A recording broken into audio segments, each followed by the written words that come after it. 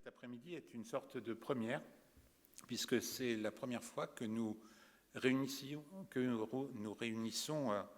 plusieurs groupes de travail qui ont travaillé en parallèle pour faire une restitution commune. Donc, deux d'entre eux sont des GEC de l'ICSI, le célèbre groupe d'échange sur la prévention des accidents graves et mortels qui a été animé par Michel Descazeaux et Damien Santamaria, et qui, au cours de son travail sur la prévention des accidents graves et mortels, s'est arrêté spécifiquement sur la question de la relation entre entreprises utilisatrices et entreprises intervenantes.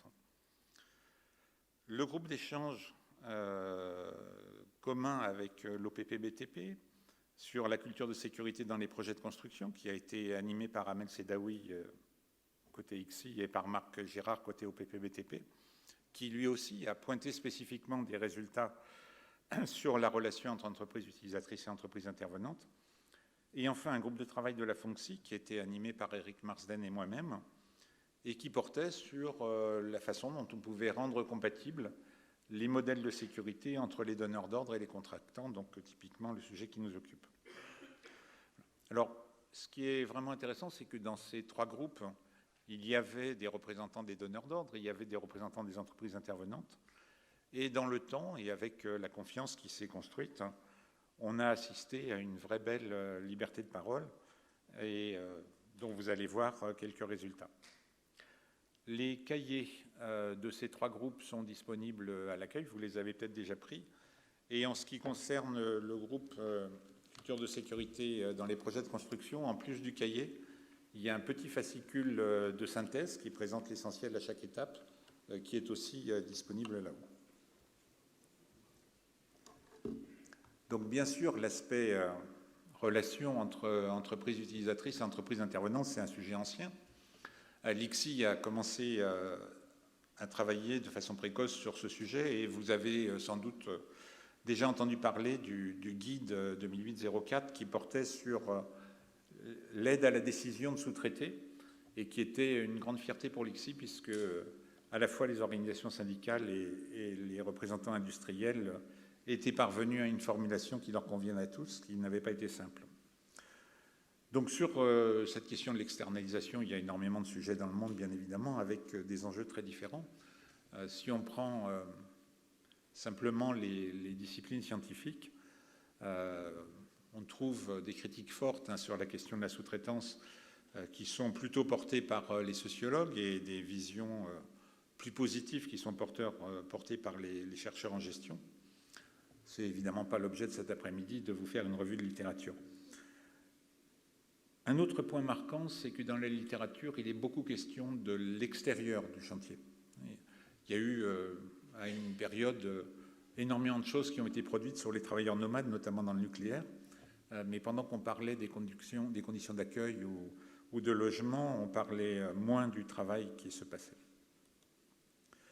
Alors, il y a quelques constats qui sont partagés par les trois groupes. D'abord, évidemment, la grande diversité des situations d'externalisation entre une entreprise qui confie un projet complet à une entreprise intervenante et puis le fait de passer contrat avec une petite entreprise locale pour la réalisation de quelque chose, il y a une échelle de diversité très très importante.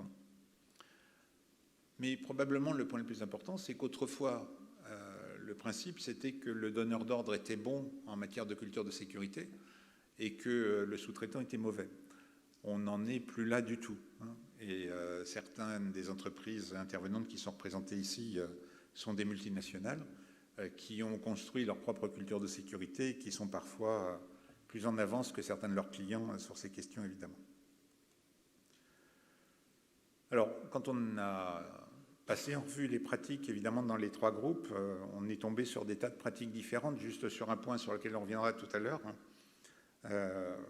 Le soin qui est mis à essayer d'aller vers la mieux-disance dans certaines entreprises, alors que dans d'autres, on est encore à la pratique d'enchères inversées, en fait, où c'est le premier prix qui répond, qui a des chances d'être pris.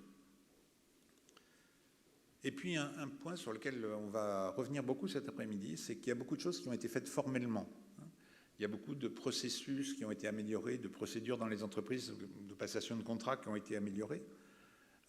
Mais ce qu'on a vu dans les 3 groupes, c'est qu'à la fin, le diable se joue dans les détails et que donc on ne peut pas se contenter des formalismes papier. Il y a énormément de choses qui se jouent dans la qualité de la relation au quotidien entre toutes les familles d'acteurs du côté de l'entreprise utilisatrice et du côté de l'entreprise intervenante. Alors juste quelques points de repère. Il y a évidemment plusieurs terminologies, prestataires, sous-traitants, etc., qui sont pour certaines plutôt péjoratives. Donc nous avons choisi d'adopter ensemble la terminologie du MAS, donc entreprise utilisatrice, entreprise intervenante, pour cet après-midi. Et ce qui va nous rassembler cet après-midi, c'est que le résultat du travail, c'est le résultat de l'action conjointe entre l'entreprise utilisatrice et l'entreprise intervenante, chacune dans son champ de responsabilité, et qu'à la fin, ça se passe bien si chacune fait ce qu'il faut dans son champ de responsabilité et si les interfaces se passent bien. On va travailler sur le fait que la sécurité, c'est l'objet d'une construction et qu'il faut parvenir à une construction commune sur un certain nombre de sujets, par exemple les règles d'or, ce point va être détaillé dans un instant, ce qui suppose qu'il y ait une accommodation, une adaptation mutuelle des parties sur fond d'un partage des risques les plus importants. Et puis, comme je viens de le dire, les référentiels, c'est une bonne chose, mais il faut avoir des moyens d'avoir des retours de ce qui se passe en réalité sur le terrain.